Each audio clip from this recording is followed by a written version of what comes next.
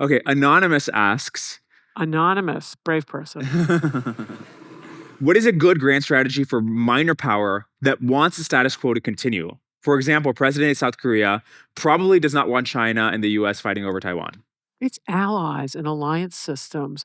Smaller powers have been tremendously influential in the rules-based order on how it's developed. In fact, they've provided some of the really good ideas over the years. So it's cooperate because if you have allies, this is what the United States doesn't get. Yeah, we're big, but if we're going after everybody else, they're bigger.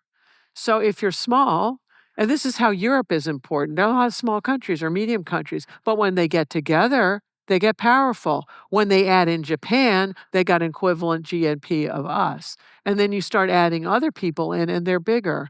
And yes, it takes a long time to negotiate whatever the agreement is going to be, but once you agree, it's powerful.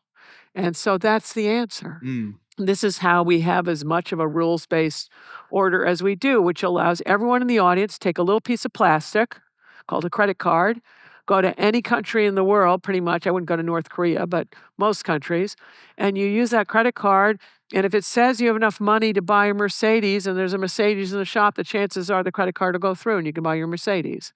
And it's just a piece of plastic, but this is the rules-based order that most of us are into, and it's because we agree with each other on these things.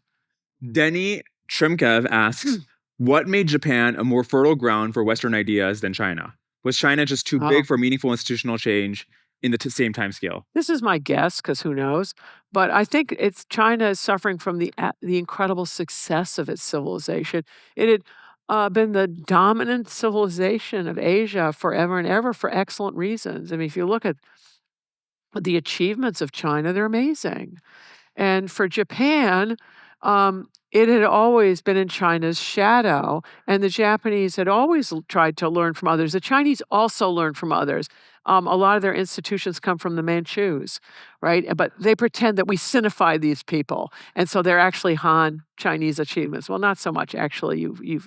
But the myth lives on that anything that's worth knowing emanates from China. Well, hubris, right? This is a human condition, and the Chinese get a fatal case. And the argument, what I'm wondering about is whether this country has got a fatal case right now of just, we know everything, we can do everything. May not work out so well. If you enjoyed this clip, you can watch the full episode here and subscribe for more clips. Thanks.